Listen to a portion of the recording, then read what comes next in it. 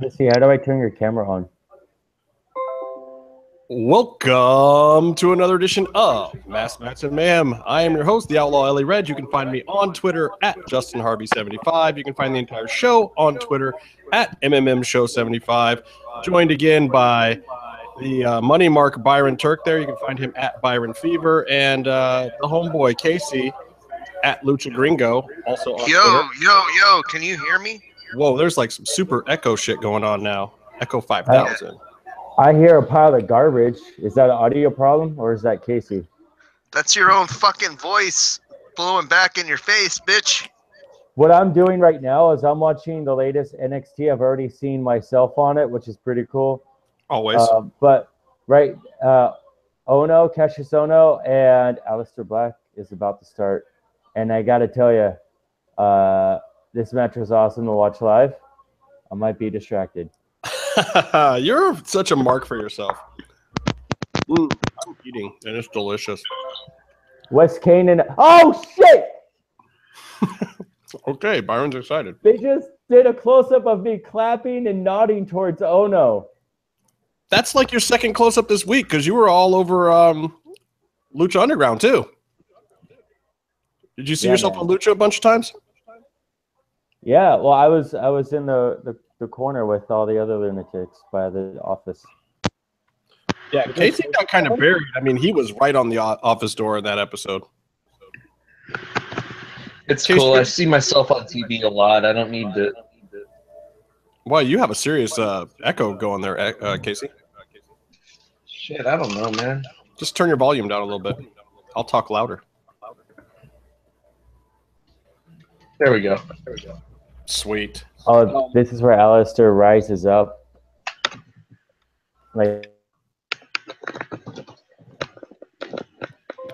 Listen, Mr. Mark, for yourself. Can we talk about Lucha Underground?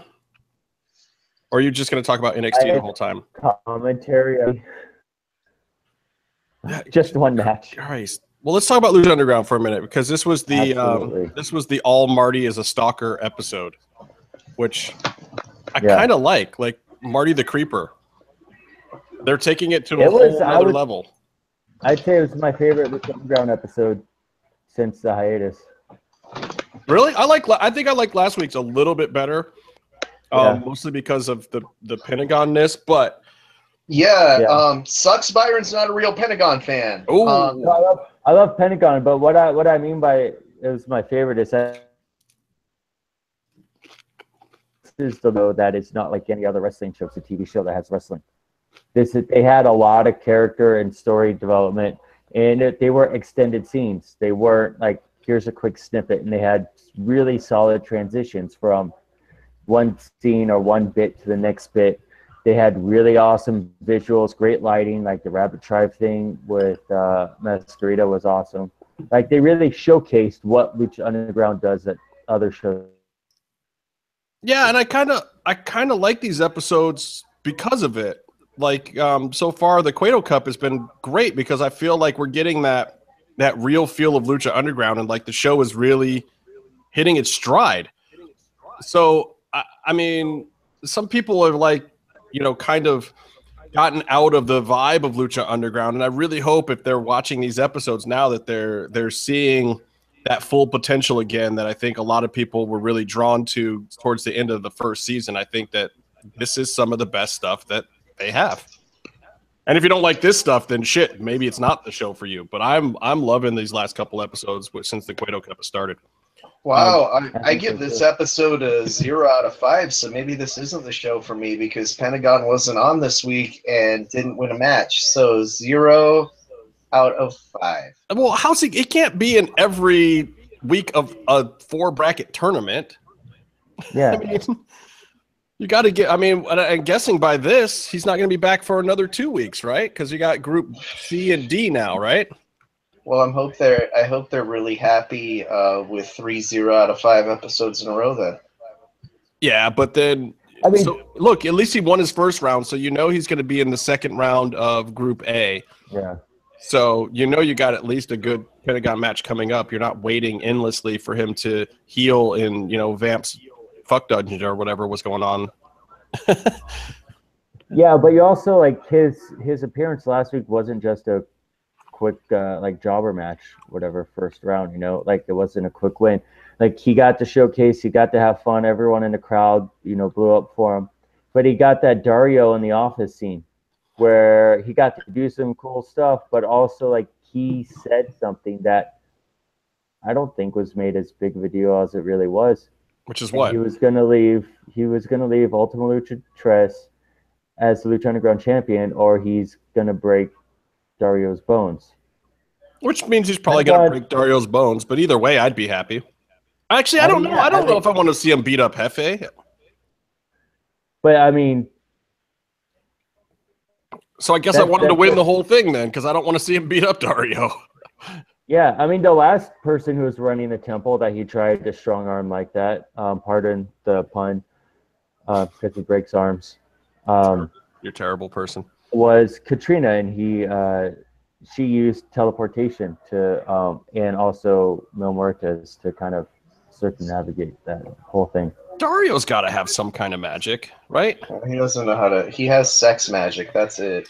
He has a little brother he's ashamed of. Yeah, well, if that was my little brother, I don't think I would tell him I was ashamed of him. Anyway, so we start this thing off. Marty the Stalker. It's his big moment to shine, and I mean, look at how far Martin Cassius has come, like since, or however you say his name, Casillas. Is that how you say it? Marty. His name is Marty the Moth Martinez. Sorry, Case Fabe. I apologize. God. And his sister, cheerleader Melissa.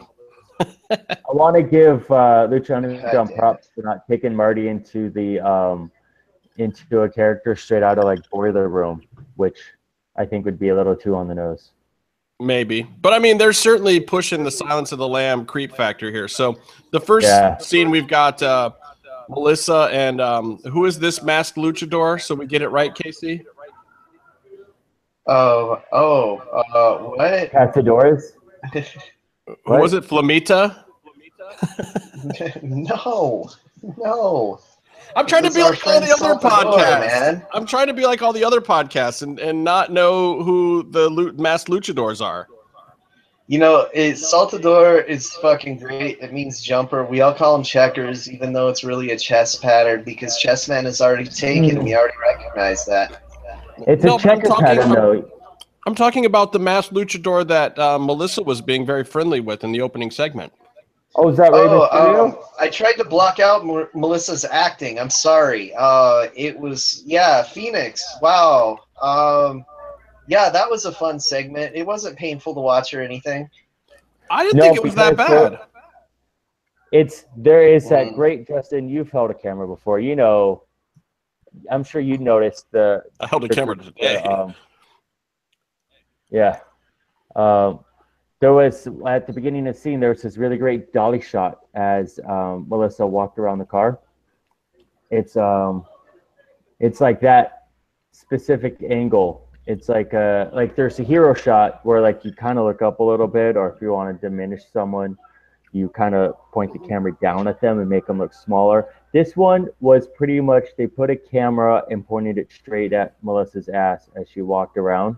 Yeah, it was a Dana dolly on C-stands that weren't raised at all. It was a very, very appropriate angle, I think. It was good. Yeah, it was a good shot. It was Look, very I good think the moral of the story here is that Casey is more concerned with acting than booty.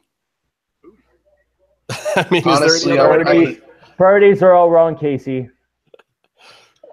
All I know is I watched it in double speed anyway, so I barely know what happened. Phoenix had a sweet car, I think, like he did last season. I don't know if it was the same car. It all happened so fast. It was sweet, and I think it's just setting up that Marty is creeping on Melissa. She's got other priorities. We know that there's some other gentleman in the temple that she's interested in, and it's certainly not Marty. And, and I'm not trying to be disgusting pig or anything by saying that Melissa is very attractive in those scenes, and they use it to their advantage, and it's working for the storyline, and there's reasons why Marty's creeping on her. I think a lot of other people out there probably creep on her in real life. I think it's probably a very on-the-nose storyline in a lot of ways. I'm not going to mention any names. Because Marty started off as a wrestling fan trying to get in the temple, so it's only natural that he would be really fucking creepy towards the females, like a lot of wrestling fans are. Legit. When Melissa would first walk into the ring when taping started, and she'd always be in the short dresses, like the mini skirts or whatever, and they would have they would hold the ropes up for her, and the crowd would cheer when she'd go through the ropes because, yeah, Lucha Blog is right, by the way. Lucha Blog is totally right. I kind of like listening to us on the podcast too, except now that I have that variable speed app for Google, I listen to I'll watch YouTube podcasts at double speed now because I like listening to us if I listen to us at all because I usually am there, so I don't need to later. But for people who have trouble getting through this whole show, try listening to us on speed and a half or double speed on a podcast, or get the variable speed app for your Google Chrome and listen to it faster. I can't listen to keeping it 100 on regular speed, especially when Conan gets really high and they start talking slow. But I love that show. You listen to it on speed and a half or double speed. That show is great. And MMA hours, Jesus Christ, that show's 5 hours long. They're longer than we are. And I like to get that show in. Honestly, though, if you can't get through our show, go fuck yourself. I don't care what speed you listen on. Lucha Blog still gets through the show. He just likes to do it on podcast better is what he said. He doesn't like watching the video feed. But that's why we still have options. That's why we pay the hosting fees to do an audio version and a video version, a couple $100 each, It's good. I'm sorry we give him weird feelings about how handsome we are, especially with my fucking beautiful picture right here. We don't need Lucha Blog when we have the Cubs fan in our live chat. Shout out to the Cubs fan. I would also say you don't have any excuse to not watch the live feed now that Casey turns his video off. There's really nothing that's repulsive about the show anymore. Well, I mean, not when my camera's on, at least. But the other thing though that is fun, if you are a podcast listener, you got to come check the show out live on YouTube at some point in time because the chat room is starting to go off every now and then.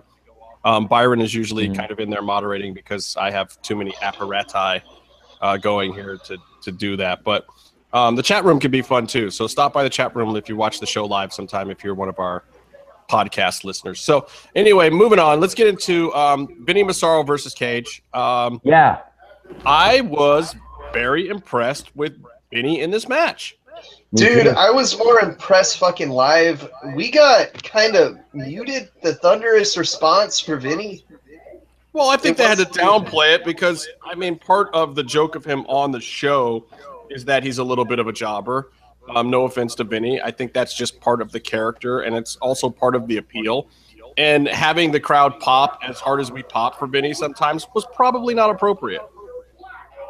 Well, there is that. And then, that's part of what, Impact runs in the one arena every single week. And you have NXT in the one place every single week. And Lucha Underground has the same crowd every single time. And that's part of the drawback to having that same crowd over and over again, because you're not getting the broad reaction sometimes. You're getting these guys they pick their own personal favorites, not based on storyline or not based on things. You get your hometown favorites, and Vinny is definitely a Temple favorite, but he's not going to win the Lucha Underground Championship. I thought it was awesome. I was cheering my ass off for him, and it was awesome. I just liked how stiff they worked. That roaring elbow was probably the best one I've ever seen Vinny do.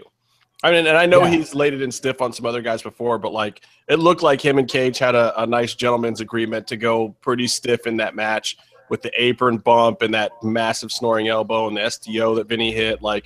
They fucking went at it, and then the clubbing at the end with the gauntlet was pretty fucking vicious. And that bump off of the apron was pretty fucking brutal too, man. Jesus. Yeah. Well, the Steiner screwdriver was also, that was also really effective looking too. Good work all around. I thought Vin bumped great for Cage, and I thought Cage actually bumped really good for him. It was a nice stiff match, and the after match finish Vinny sold it perfectly, man. I would, if I were the Lucha Underground gods, I would use Vinny more, even if it's in these kind of matches where he's not winning, even if the joke is he never wins. Like, if you let him get off 5 or 6 minutes like that every time, Jesus, he'll be fucking over, even if he never wins. Yeah, and I just want to reiterate the thunderous "Vinny's gonna kill you" chant that was actually going on before the match. That didn't make it across on TV. It was actually pretty fucking loud, and me and Byron started it. So. In the wide shot, yeah. No, Cage looked very confused. Well, they cut that out, I think. I don't think we knew that this was coming out of a Cage murder scene either. It doesn't exactly make sense for the crowd to be screaming, "Vinny's gonna kill you," after last week we see Cage fucking murder Renegade. That wouldn't make a whole lot of sense. But it's one thing that you got to give Vinny props for, and also just the way that the match is put together, is it made Cage look better when Vinny was able to get some offense in. Like, it just made the match better. Because there's no way that Vinny is going to lose. There's almost no way. It should be a competitive match. But Vinny was able to showcase his talent. He was able to do some offense that was unique and interesting throughout an awesome SDO. But I mean, this sets Vinny up maybe for some wins too, because him holding his own like that with Cage was great. Now, I want to bring something up though.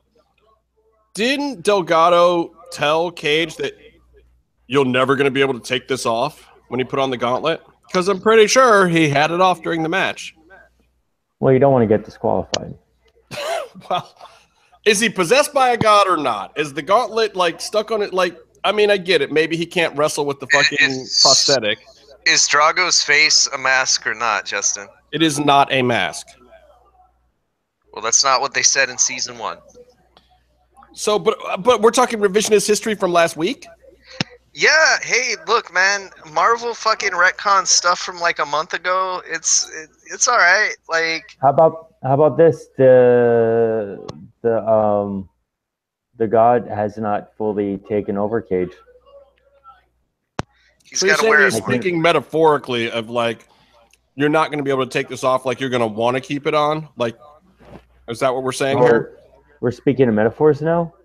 The guy in the limo fucking took it off to give it to Cage, so you can take it off. I'm just trying to figure out what DJ and Roach are doing with this thing. I mean, it feels like a Roach thing.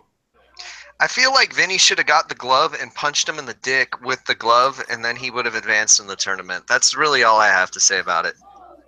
Yeah, if it's just lying on the ringside, can somebody else just grab the glove and then they're possessed by the god?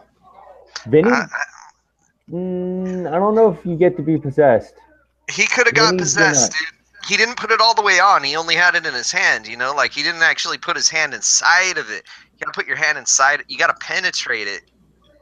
Okay, so here's my other question. The pizza that Vinny could eat if he was possessed by a powerful god? I don't know. The god might get pissed at him getting, like, pizza sauce and cheese and shit all over the glove.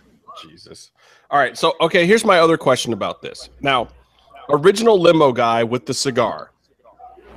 Is that Dr. Claw, and was he in and out of the glove, and then he got rid of the glove so that he could free himself up?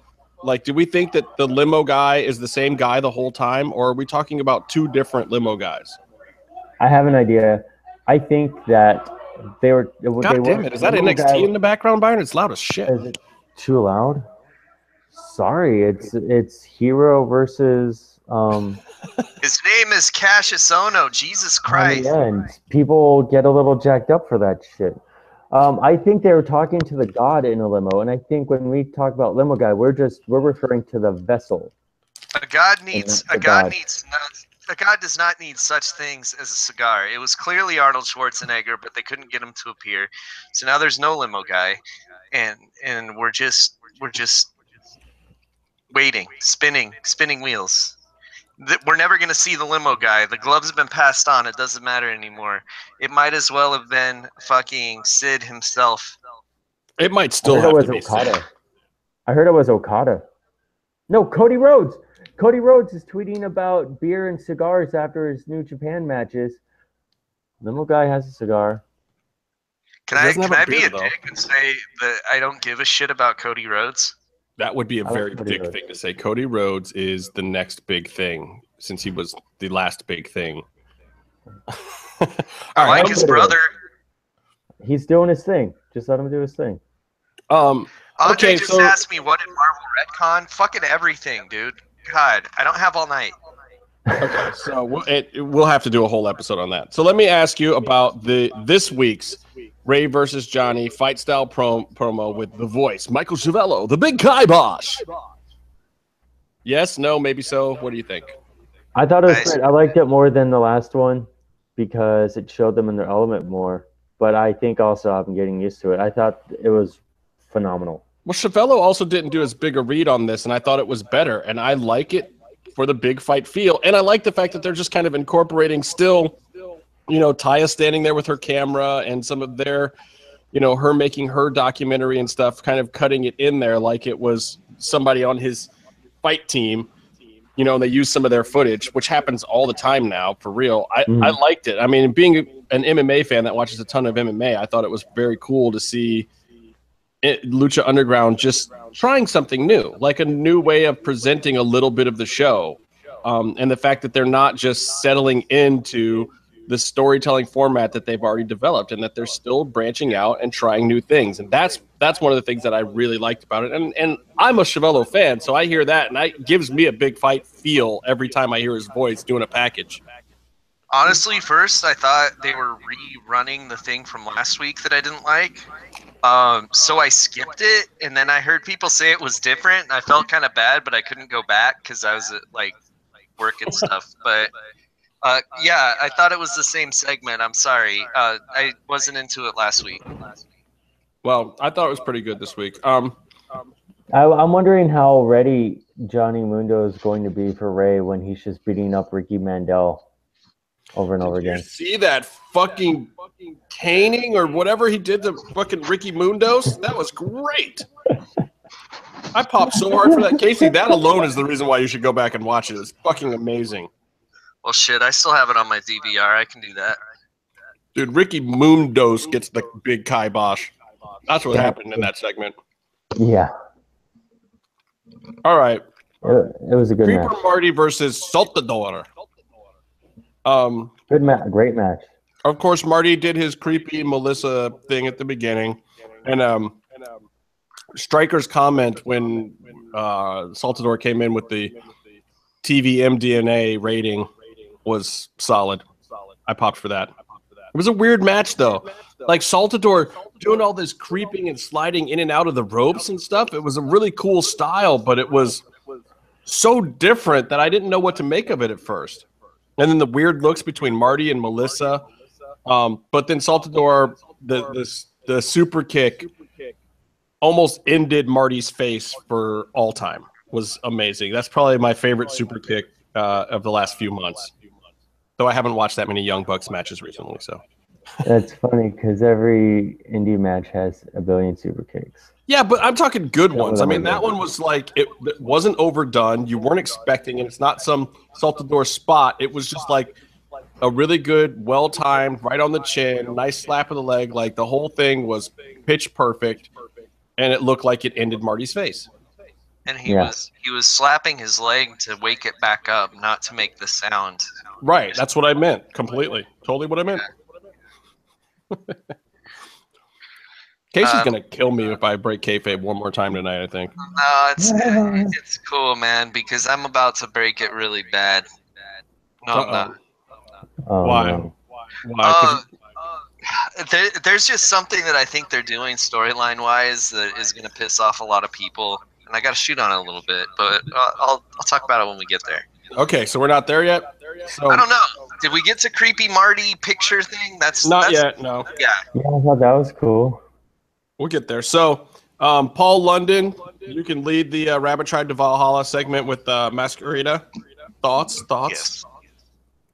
Oh, God. If El Bunny ends up being Mascara Sagrada, everyone's just going to be so mad. Especially when there's like 20 different people that play that wrestler, and I don't even know which one they could get right now.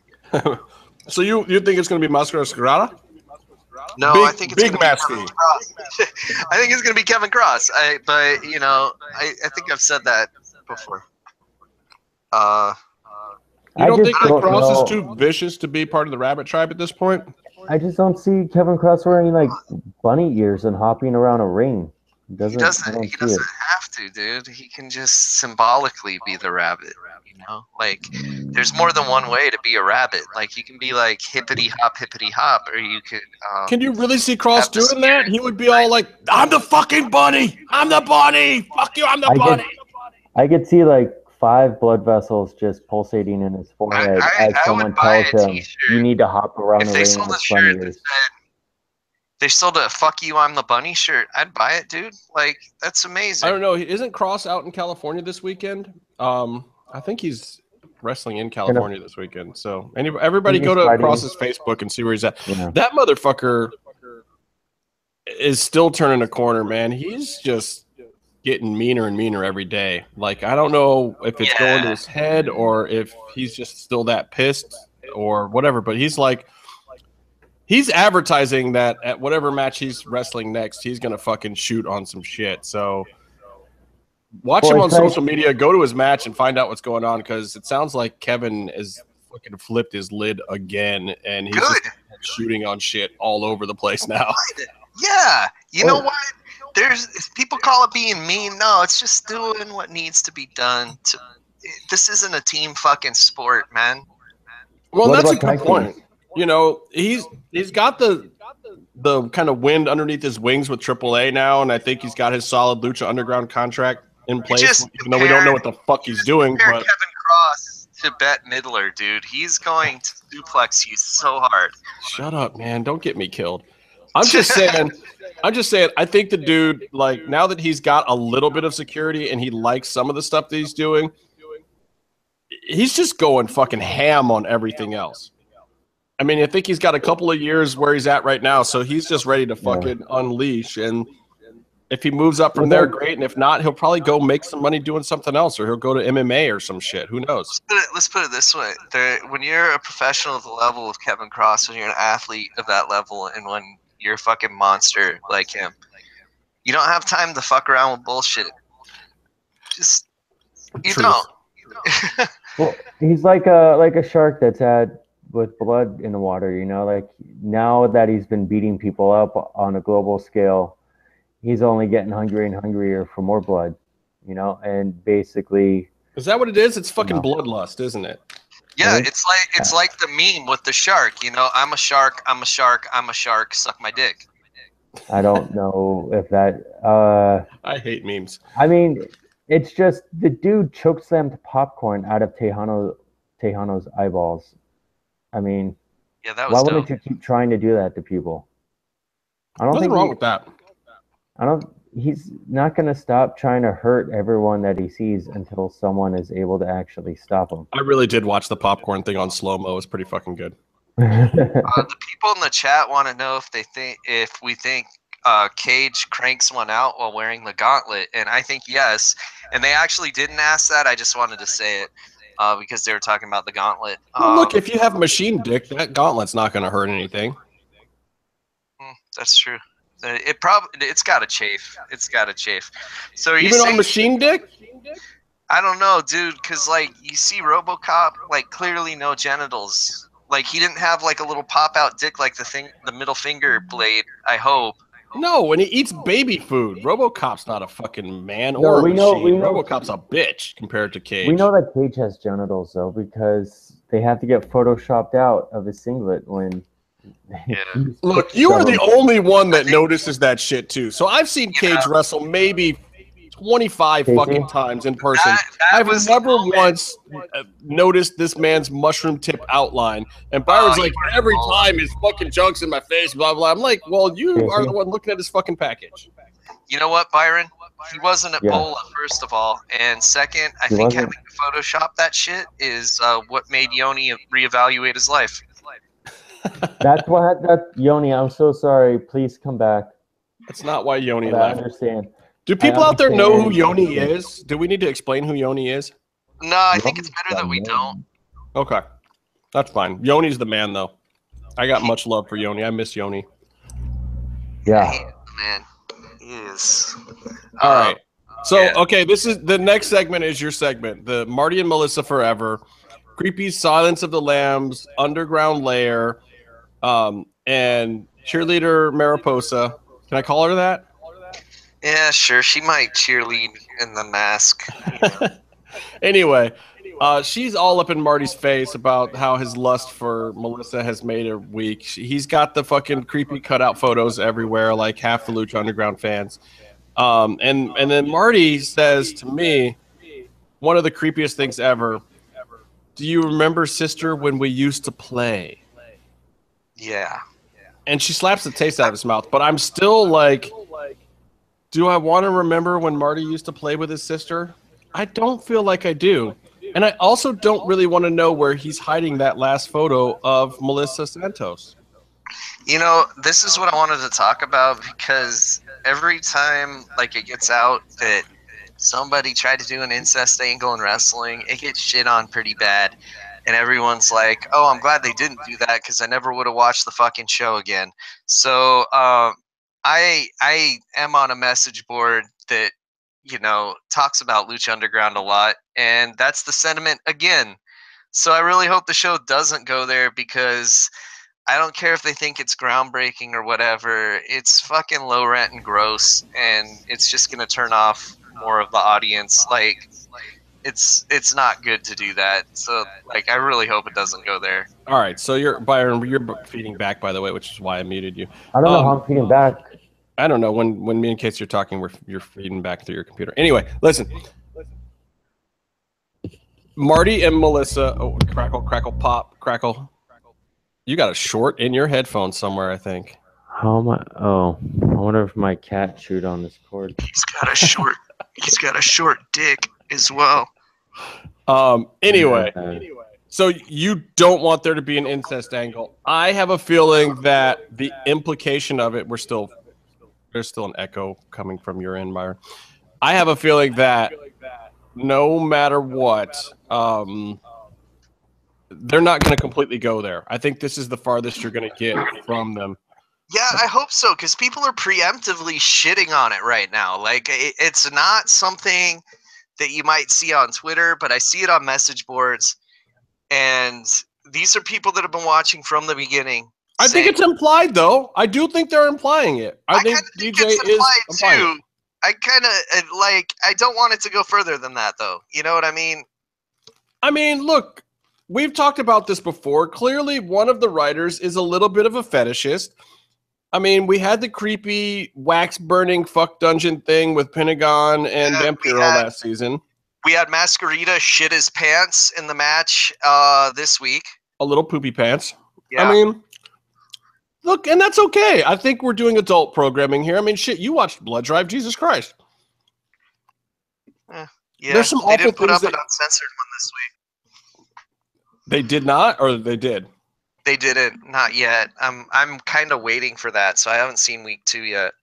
Oh, has it been? So it's just the DVR whatever version that's censored.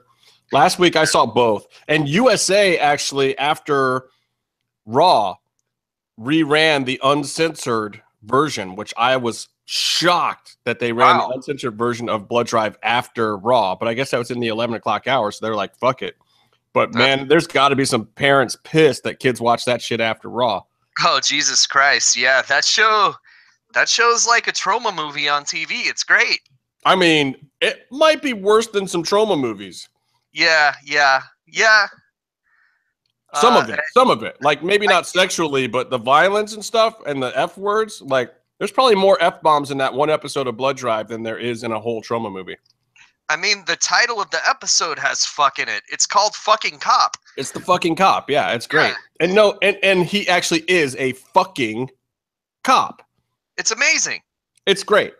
It's great. It's a great show. It's fucking genius. And I love Sci-Fi and USA and everybody at NBC Universal for making it. Thank you. And keep it coming.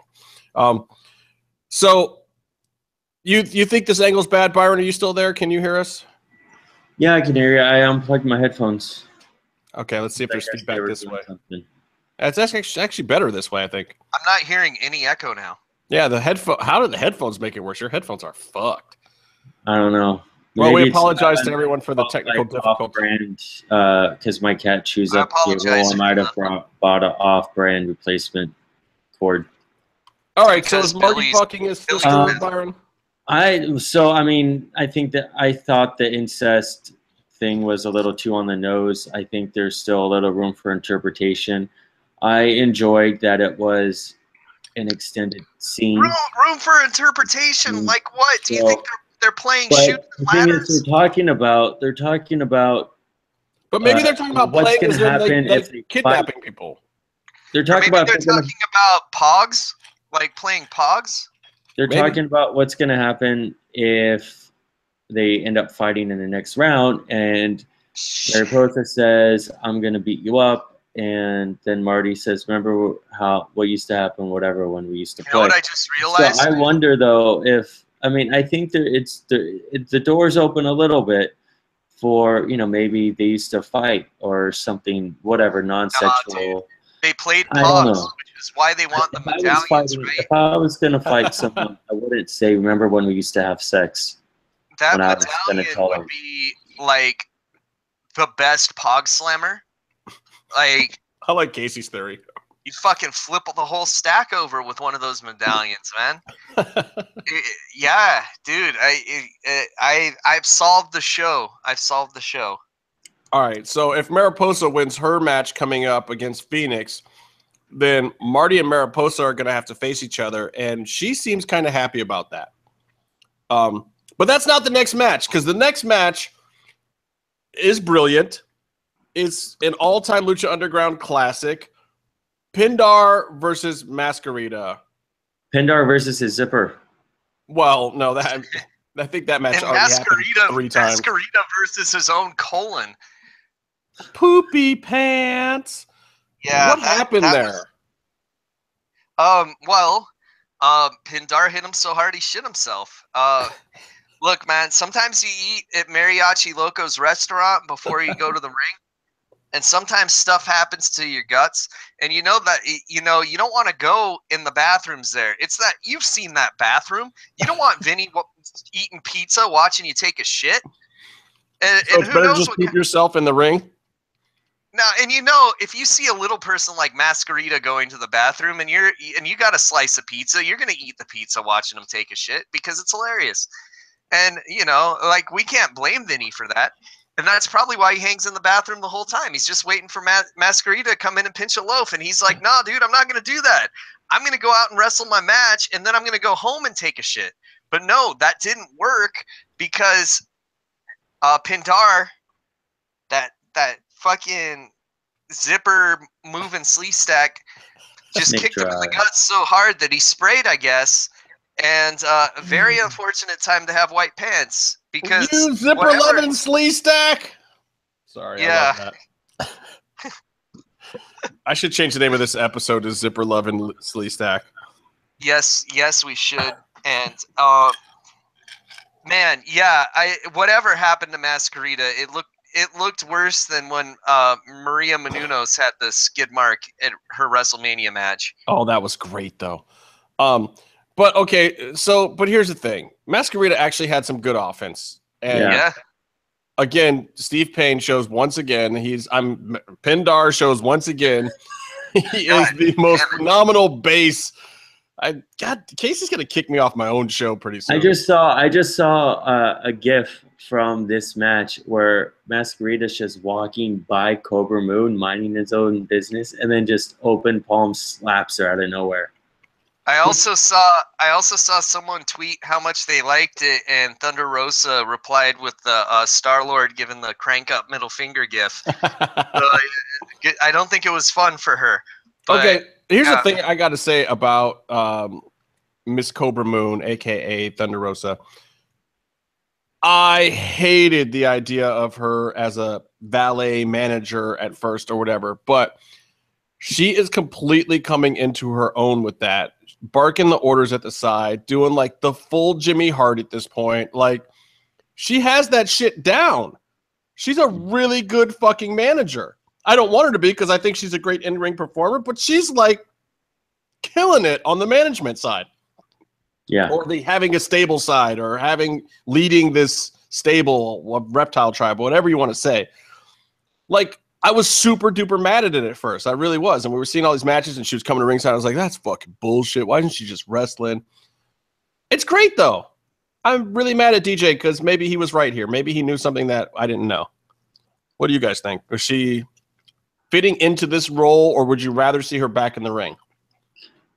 I would rather see her use actual poisonous snakes on people, like the time Macho Man got bit by the cobra, because that shit was dope. And that, like, there were a lot of little kids that lived around me that watch wrestling, and you know, like I was like 11 or 12 at the time, right? But they're like, you know, like 8, 9, and they had fucking nightmares from that shit. We need more shit that gives people nightmares in wrestling. And someone said that this Marty segment earlier gave them nightmares and they needed 10 showers. And it's like, dude, I've seen Cannibal Holocaust. You're going to need to work harder than that. But, you know, yeah, dude, I want to see actual cobras biting people. That was a real cobra, devenomized with real fangs, biting in the Macho Man's arm. But you don't think that the gimmick's too Jake the Snake if they start actually bringing real snakes to the ring?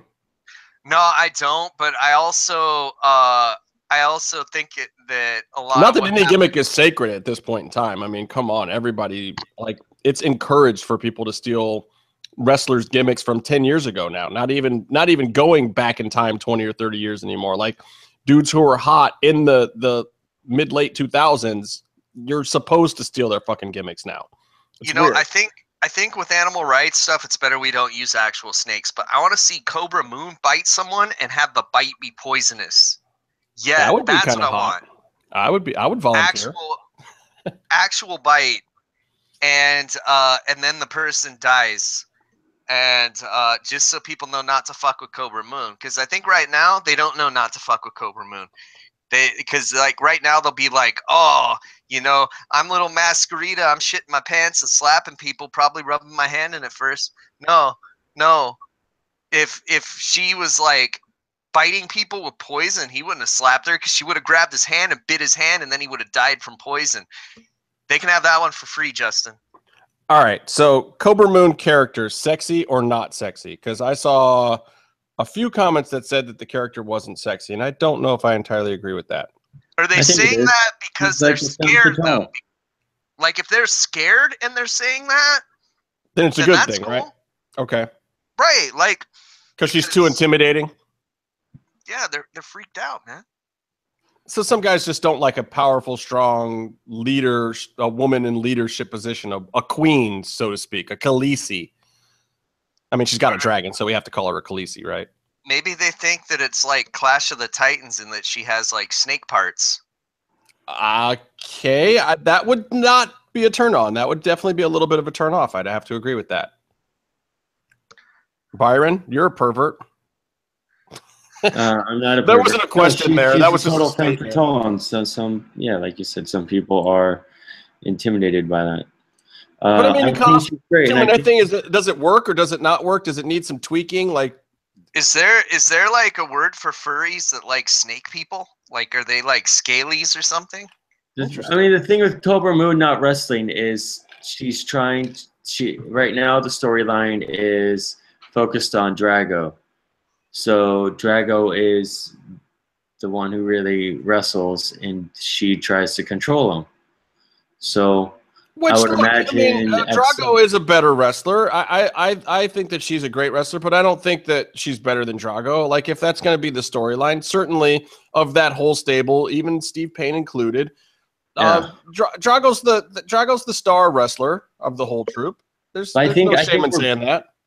No, without question. I think we're building to, like, Drago's coming in. He's going to do the thing with her guys for a while. We'll get to know her, like, the reptile tribe. You think he's going to break those chains and go all Dracarys on her one of these days and burn her ass? Well, I think we don't know what any of these references mean, Justin. They're Game of Thrones references. Come on. Season 1. I just finished. Got? Come on. A while ago, I finished season 1. It's just like logically, you're looking at this is building to a match between Drago and Cobra Moon. You think so? I mean, just to kind of like, I think that's where that's where this is going, as far as like that's the quick and easy road. Maybe they'll make a bunch of left turns or whatever. But I think I think that's where they're going. And so basically, Cobra Moon doesn't wrestle because she has Drago do it for her. And this is a character and storyline based show. Like, if you go to an indie show or something that is just a live show instead of a TV show with wrestling, Cobra Moon's on it. You want to see her wrestle. You don't want to see her show up to your indie show as a manager. No, but it makes sense in this storyline on Lucha Underground. I mean, she could show up with her entourage, but she should also be wrestling. Yeah, if she's at an indie. Well, but you're also paying her differently too. It's not the same thing. She's got to sell the event and not the storyline. All right, yeah. Mariposa, Phoenix, Triple Crown champion, former Triple Crown winner, whatever. Phoenix, being very much the gentleman at the beginning of this match, which is a mistake because Mariposa will fucking murder your face. She is a fabulous, excellent wrestler who is qualified to train other wrestlers to be great. And this match is exactly, to me, why women and men wrestling is, in fact, a good thing. They both look fantastic here. Phoenix knew exactly what to do to make her look good. She had enough go to make all of his shit look good. And she's not great at running the ropes either. Like she's a little web-footed. She has a little weird step to her run and everything. And they knew exactly what to do with each other to make both of them look good. What did you guys think? It was a good match. They gave him plenty of time too, which makes me really hopeful for that fucking kill shot Sami Callihan match that's coming up, getting the time that it needs. Well, I hope so, because that match really deserves it. Those two guys are on another level and are taking it into the stratosphere, and people should be watching them in general wherever they show up. I kind of like how this showcase Phoenix is a gentleman that's like, I don't want to just absolutely nuke somebody, but then he's kind of gets his ass kicked a bit, and he's like, oh, fuck it. Oh, yeah, when he hits that drop kick, like the picture-perfect drop kick of all time, which was amazing. He was like, okay, you want to do that? Then fine, it's time to go. And that was the move that he did it with. It was a nice spot. I mean, he was well up over the top rope when he hit that drop kick. Yeah, that was fucking cool, man. He's better than Bob Holly, and that's heavy praise for a drop kick. It really was. It was up there with Bob Holly's best drop kicks ever. I would agree with that. Like, and honestly, yeah, probably better. I mean, Bob was super consistent, but still pretty amazing. What were you gonna say, Byron? I also like how he won with the Fire Driver or Phoenix Driver, whatever they call it. No, that was sick. Yeah, he reversed a move and hit it, so it's still competitive and it looked good. And also, like, that's a strong finish. Like, they could have done a different finish for him. Well, I like the sunset flip power bomb thing that Mariposa did leading into it. That was totally great. Code Red. And then the Phoenix Driver was like, oh my gosh, she dead. She done died. Yeah. And then I like the Marty run into, since Phoenix is the opponent now and Mariposa was talking shit. I kind of like where they're going, the whole setup for the deal. It was a good out, and it was, the Marty is a creeper episode. The whole episode was really dedicated to Marty, which I kind of dig.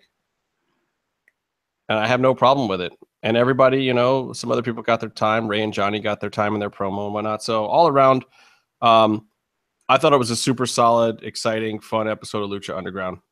It's good one of us feels that way. I thought it was good.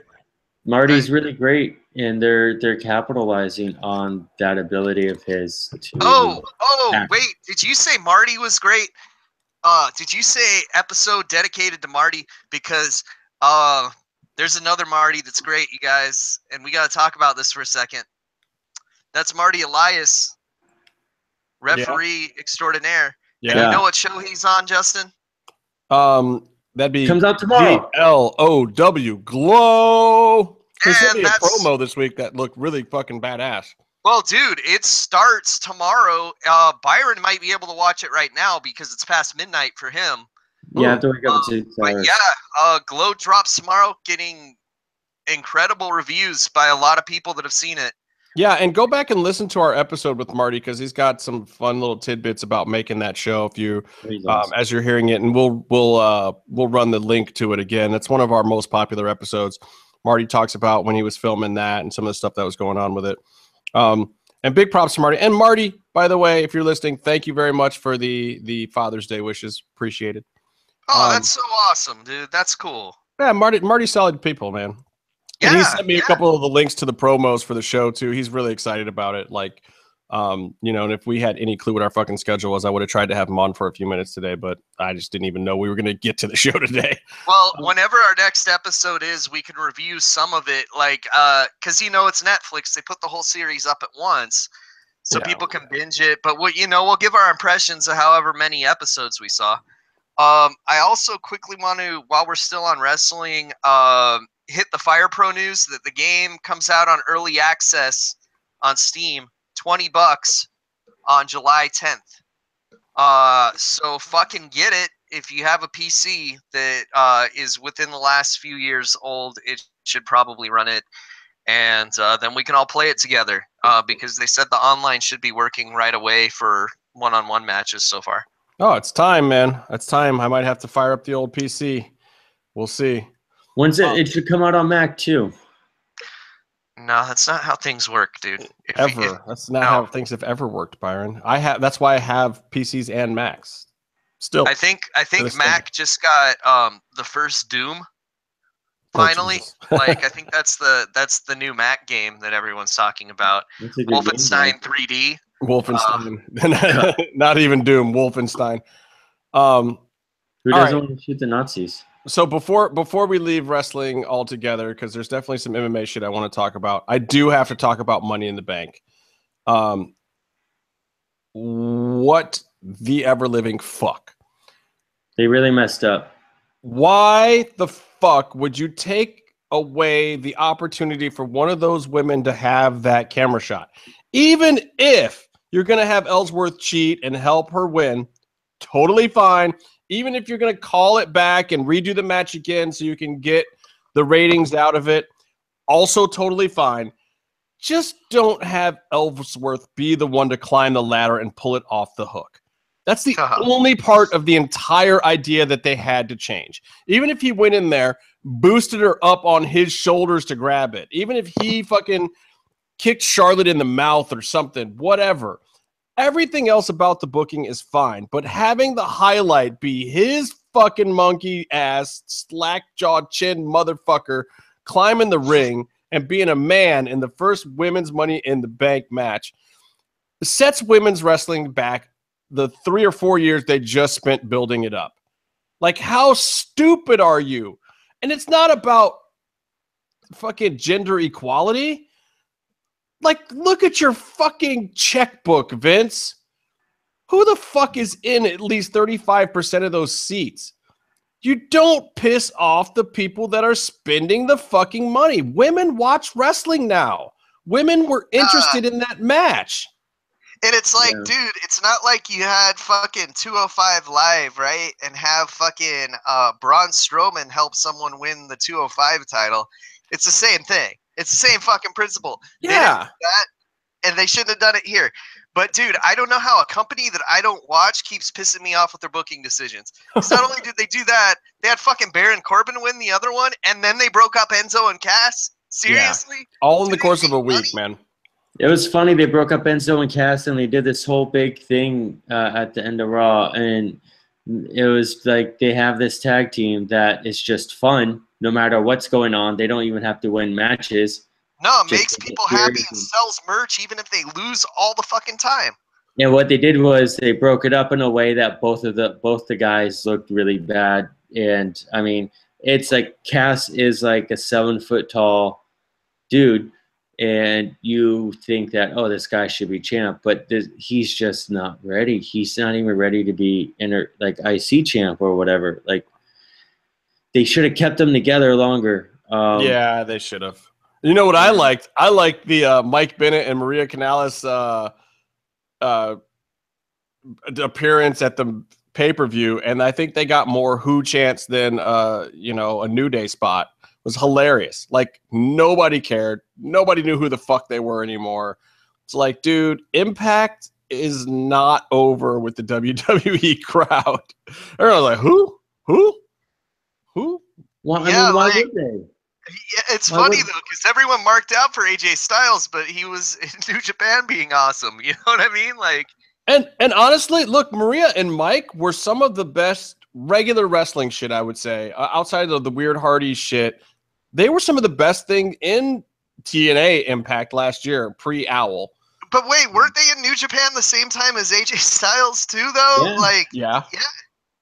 Yeah, but they're not as well traveled as AJ Styles. AJ Styles has been on the radar of being signed. And they by weren't WWE. on 3-second YouTube clips like AJ was. Like the stuff that went viral over here wasn't them. AJ was going viral over here, just like. So what you're saying is they needed to break Yoshitatsu's neck and Yeah. have him watch it 1,000 times. Yeah.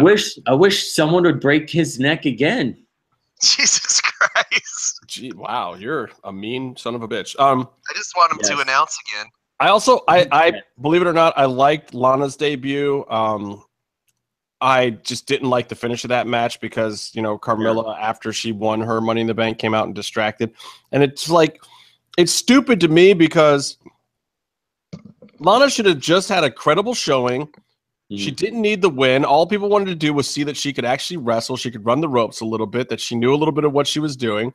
And then Naomi should get a clean win. Like, the champion should not be having a completely credible match and needing a distraction to win against someone who has never wrestled a one-on-one match in the WWE.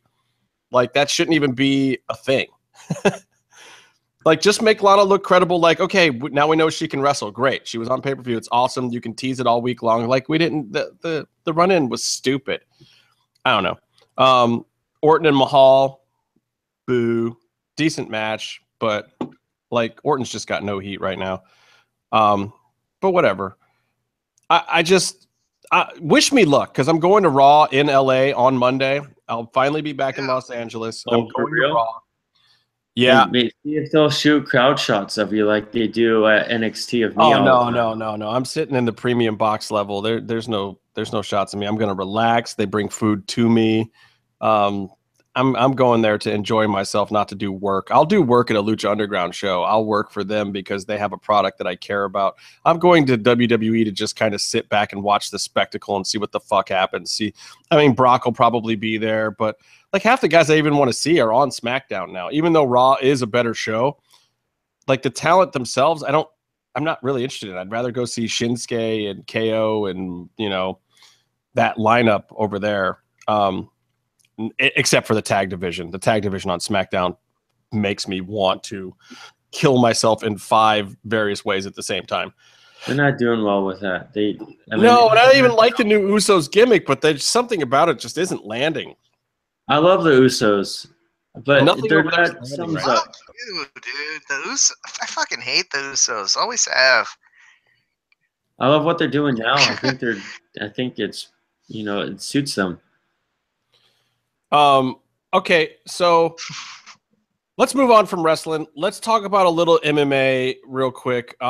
First, and I probably should have done this at the top. If I sign off, I don't know MMA, and I have to wake up at 6 hours. All right, get out of here. We'll talk to you soon. Good night, Get guys. out of here, you sleepy fucking man, baby. Casey, you suck. No one likes you. Most people do. That's actually kind of not true. Just saying, Casey's over, man. Casey's totally over. So I should have said this at the beginning of the program, and Byron, of course, rudely left in the middle of it. I got to send my best wishes and thoughts and prayers out to Matt Hughes and his family. He was in a horrifying accident at a train crossing that didn't have a bar at it, and he's in serious shape right now, seriously bad shape. But Matt is a guy that I have known for quite a while. We worked with him on Tap Out, and then I worked with him on Ultimate Matt Hughes. And I would actually consider him a friend. Like, he was always really, really nice to me. And the news hit me really hard. Like I didn't even talk about it in the DM. I couldn't. It was like I was working really hard, and then I heard about it. I was just like, this is so fucked up. Matt's always been a great dude. You know, and my favorite Matt story is, you know, Matt would always try to wrestle around with me, which I always thought was hilarious. Like, dude, you're a world champion MMA fighter and a great wrestler. I'm a fucking hack. Why are you trying to fuck around with me? But he was just that kind of guy. He would always just like, out of nowhere, anytime we were working on something, he'd just grab me and throw me down, and the next thing you know, we'd be rolling. But Matt decided to do this. We were going to see Forrest Griffin versus Ace Franklin at UFC 126, which was an amazing card, by the way. It was James Jones versus Ryan Bader. We saw Anderson Silva do the chin kick on Vitor Belfort.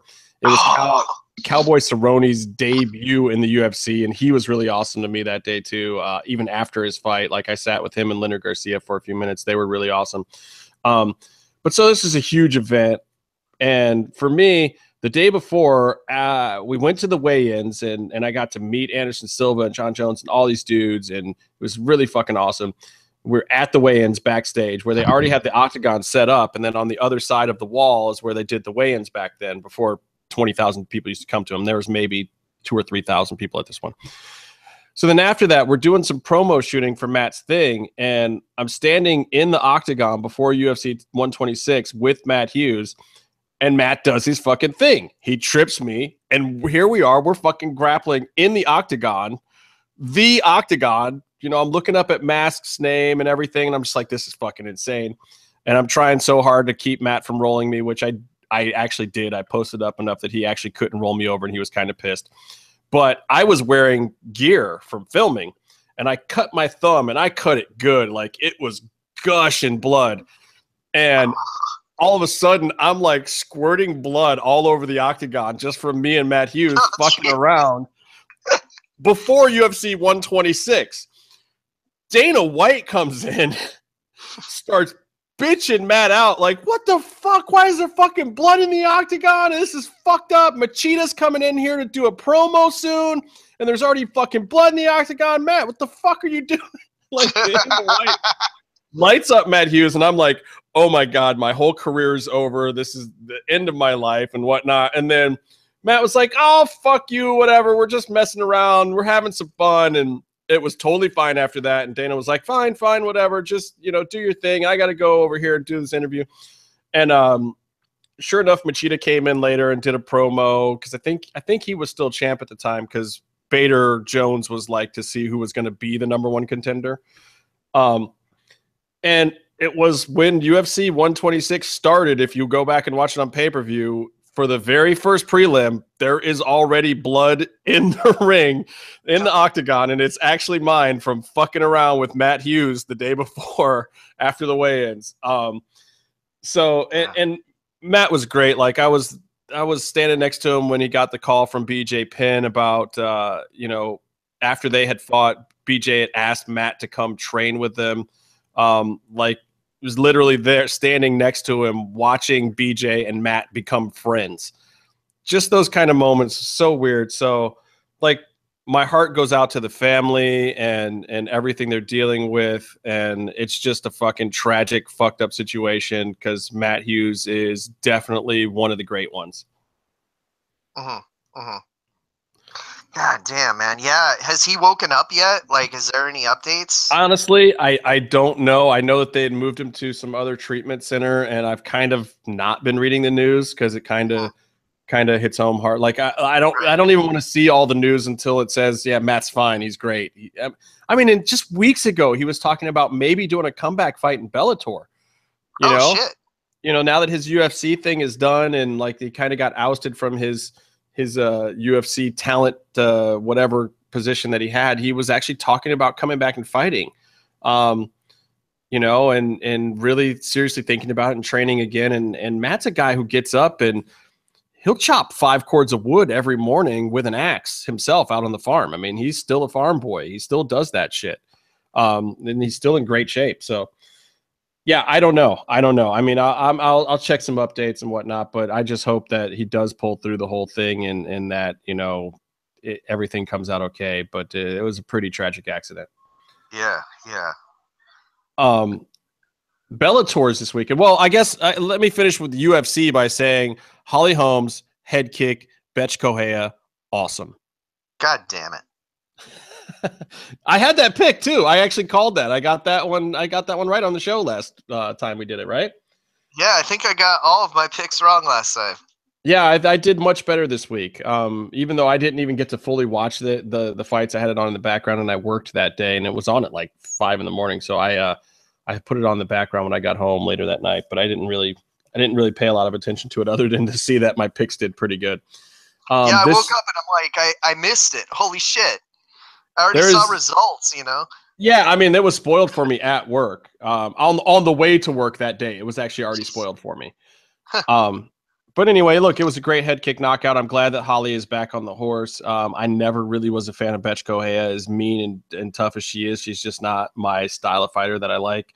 I really like Holly's style a little bit better, and I like people that can move in and out, and Betch Kohea has never been one of those. So, and I'm glad to see Holly back on the horse, and I think that there's a lot of interesting opportunities for her now, especially with them stripping Jermaine Durandamy. I don't know if you heard about that or not, but her refusal to fight Cyborg as the #1 contender, citing that Cyborg was just, a habitual juicer or whatever. And it's like, well, no, there's rules to protect you from that. And if you don't believe in those rules, then we're going to take your title because you're not fighting the #1 contender.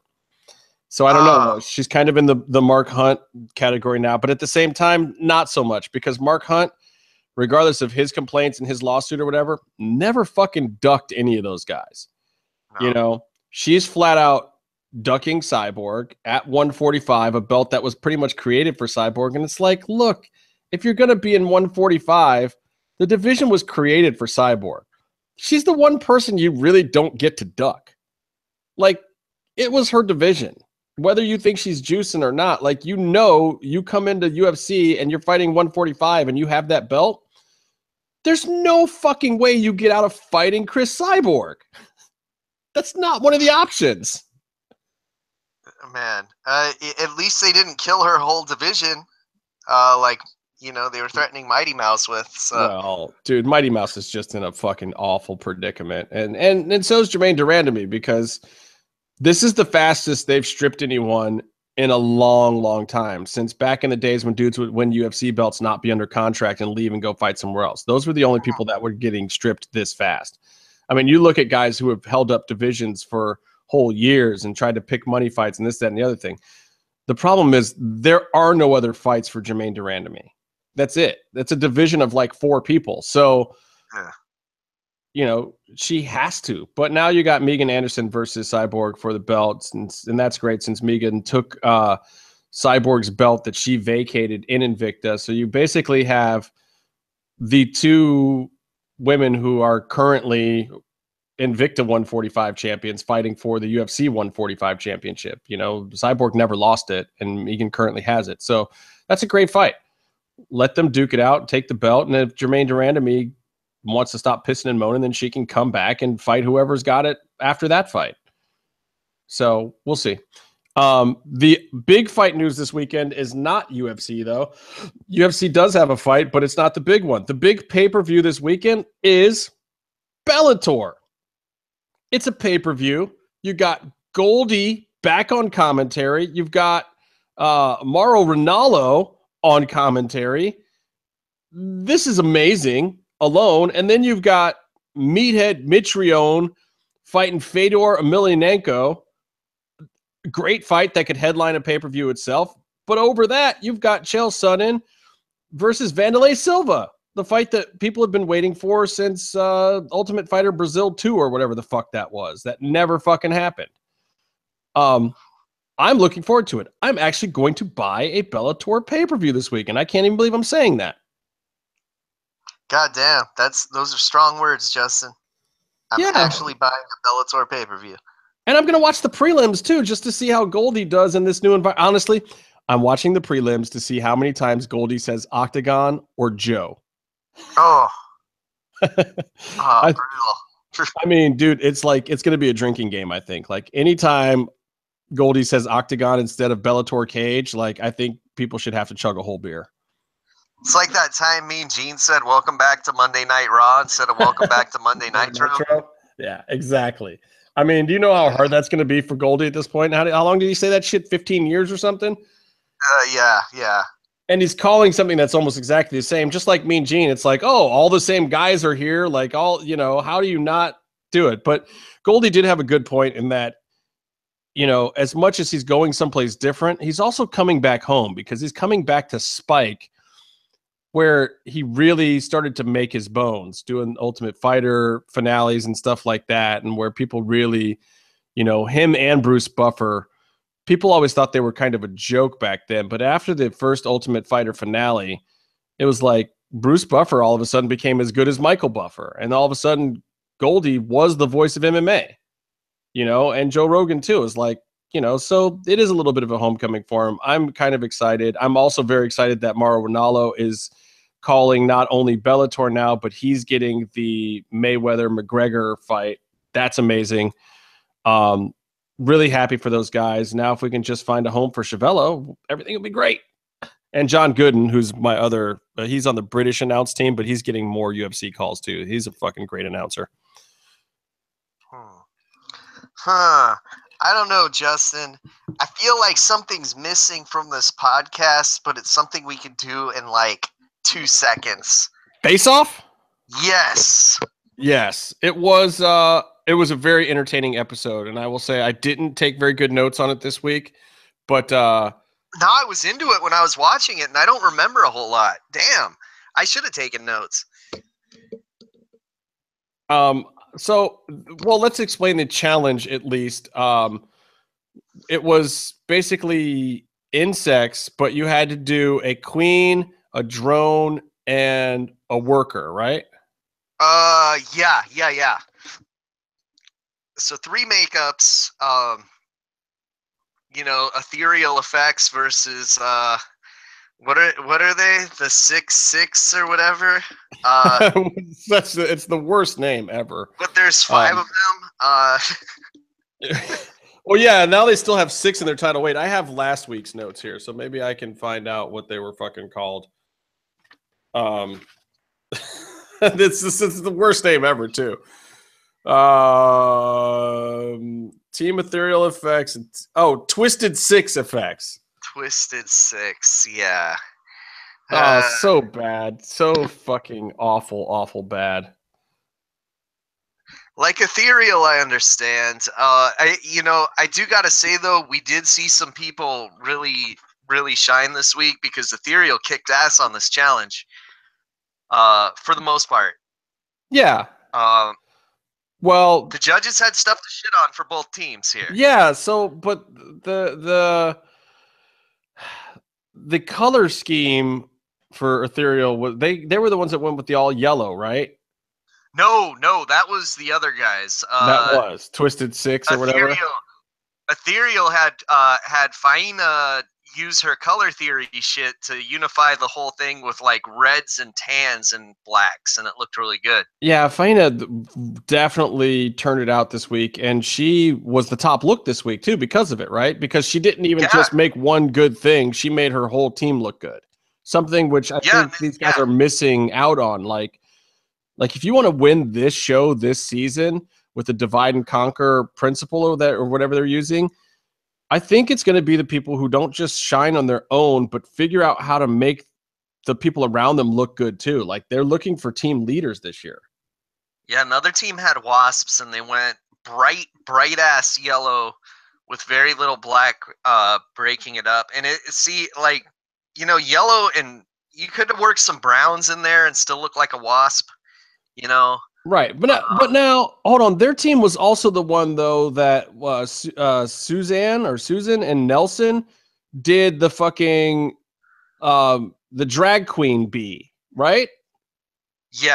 Yeah, which was the fuck up that they didn't feminize it. They took the biggest, buffest dude and made him the queen bee without giving any kind of femininity to it. And the only thing that saved them was Faina making the makeup tie into the other one, so at least looked like part of the team. Oh no, wait, that was ethereal. Yeah, they did that. The other team just put out a bunch of lopsided yellow ass shit. Like yes. Yeah. I think the wrong person went home this week, Justin. Well, because Al went home, right? Yeah, and I thought that Jill should have gone home because she was the 4-person, and she was never weak sauce, man. She was yeah. super weak sauce. I mean, she's soft-spoken in general, but she, like, to the point where she's saying that, you know, I think I'm the one that's going to be going home because I didn't really lead this team well. Like, she knew. Yeah. And, yeah, and we said last week to watch out for Al because he's got some years in. Like, he might not be as good with some of these youngsters, but Al had a lot of experience. Like, he knew what he was doing, and given his execution this week wasn't great, but I don't know that he deserved to go home. You know, when he talked about what he worked on before, being like Men in Black is one that like comes to mind right away. I thought he would have done a lot better this week, especially with all the bug-looking aliens in that movie. Yeah, but you know, maybe the problem with Al was kind of what I was saying too, is that like he's one of those makeup artists that's probably good as being a cog in a wheel, but he's not really there to do it himself. Right. So, and I think last week's also hurt him for this week. I think they just weren't seeing that team leadership ability that they were expecting from a veteran like Al. And they were just like, let's just get him out of here now. Mm-hmm. He's not the visionary. He's just kind of a cog in the wheel. So bye-bye, old Al. See you next time. You won't be on Face Off All-Stars anytime soon with a 2-episode showing. Man, yeah, and he didn't have much to show for his time on TV either. He had an egg and a puppet, and that's it. Yeah, it's pretty much it. Yeah, because each team also had to have an egg that hatched with a larva in it, and that's what he did for his team, and it didn't really go all that well. No, but I mean, it was like both teams' larva things were kind of afterthoughts to me. Like I didn't even really like that being part of the challenge, even though I got it. I think they were expecting maybe somebody would do something really exciting to show out for that, but it was bad hand puppetry stuff. And honestly, both teams in the everywhere below the elbows on both teams was pretty bad. Like you're just slapping gloves on. They barely had a chance to finish their armors. I mean, a lot of people were spending way too much time on their faces. Their cowls were getting done in the appropriate amount of time, but I think like there were so many missteps on both sides with the faces that a lot of the extra costuming that you see in like the All-Star seasons and some of the other seasons that really pays off for people, they just didn't get to. I mean, a lot of the neck seams were bad this week on good makeups. Shit, and then the winning team had one where the face pieces didn't even match up, and they had to glue a bunch of shit on the forehead to have it connect to the cowl, which is a good save, but at the same time you don't want to do it. Oh, and one of the makeups, the hair came through, so they had to paint extra black lines because dude's dreads came through the fucking bald cap. Like, there was some big missteps that you really shouldn't be seeing at that level, even with the speed involved. And, you know, and I can't say that I could do it, but I can criticize it all day long. Exactly. That's what we're here for. And also, I do gotta say that these teams are really lopsided in terms of what they can deliver so far. And now, as far as how many members are on the team, since Twisted Six just lost 2 people.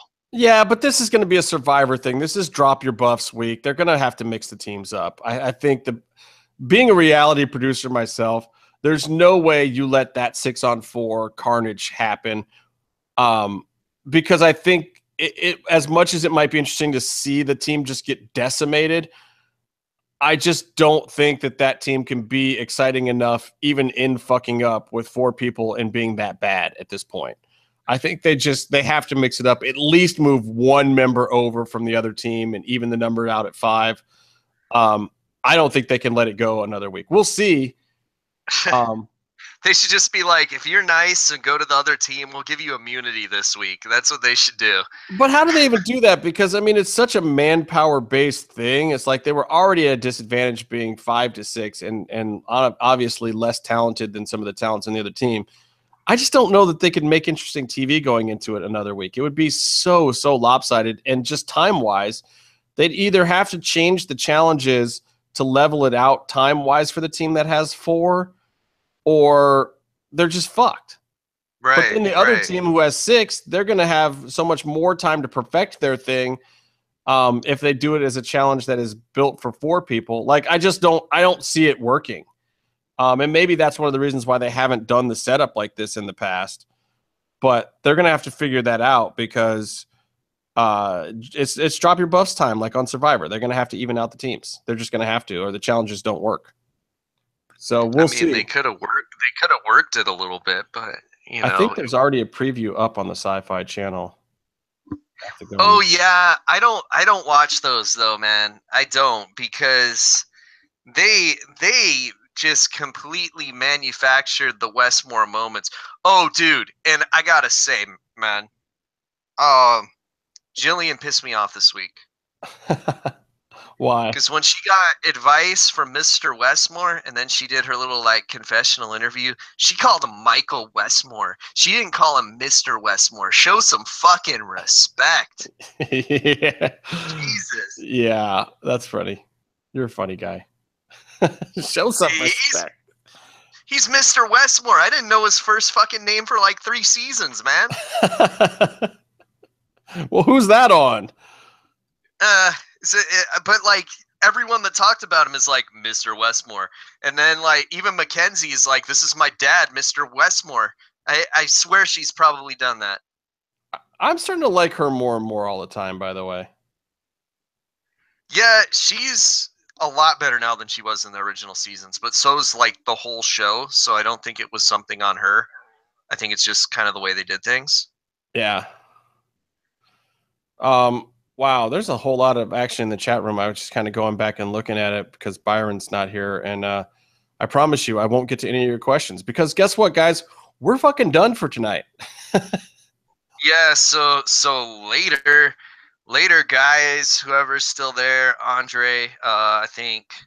Hey, Paul's we in sold there. a shit ton of T-shirts last week. I don't even know who bought them all, but we sold like 4 or 5 T-shirts. So if you bought a Mass Mats and Mayhem T-shirt, we appreciate you. Thank you very much. You can go to Teespring. You can go to Amazon. I think there's a couple of our designs on there.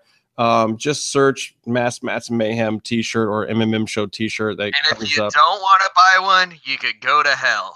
But thank you for everyone who bought a shirt last week. You are definitely keeping us on the air. We don't put any of that money in our pockets. We put it right into hosting fees. And if we build up enough money, maybe we could pay somebody an appearance fee to get a cool guest on here, because we haven't paid a single one yet, even though Famous B still thinks we're going to pay him. It's not going to happen. We don't have the money. I mean, unless Byron wants to pay him. He's the fucking money mark. It ain't me. But hey, we got him over a little bit. There was a lot of people that listened to that episode. Though officially, I think the Thunder Rosa episode is now bigger than the EVW Dropping Real Lucha News episode. I think it finally eclipsed that episode. I want to personally thank Thunder Rosa for making the episode that I'm not on the highest rated episode of the show. Oh shit, you're not even on that one? You're not on our highest rated episode, Case? How the fuck I did wasn't. that happen? I wasn't home that day. I was at work or something. You guys filmed it on a weird day. Well, yeah, the crazy thing about that episode is we actually did 2 that week, and it only had 1 day run before we ran another episode that I believe also had an interview. And I was on that episode. Yeah. Yeah. Wasn't that Marty? I mean, that was our biggest week ever, where we had 2 back-to-back days with episodes with guests, and they were both like, a lot of hits. But whatever.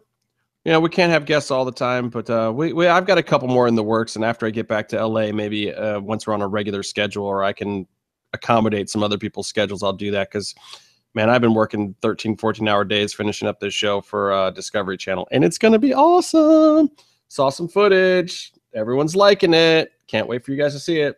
It's going to be interesting things. I think it's going to be one of the best-looking shows on Discovery Motor Mondays in a long time. I think we've done an outstanding job of that, and the main talent on this show, this guy, Nate, I think people are going to be impressed with him. He's like Aaron Kaufman from Fast and Loud, except better. And I'm not afraid to say that because So Aaron then- Kaufman's really so- good. What's But that? is he Chase? better than Lloyd? Is he better than Lloyd Kaufman? No, not at all. He's better than a lot. He's better than most guys out there, and he's really natural, and he really loves what he's doing, and it really just helps sell it. Like I'm sure Byron can tell you, like having good talent for a show makes all the difference, and then having the camera department that we have, like Byron has to shoot half his show himself, so of course it looks like shit. I, however, have some of the best cam ops that I've worked with in a long time, and a great producing staff, and I'm getting lucky. So, and I'll be out of here in a couple days, which means I'll be back in LA.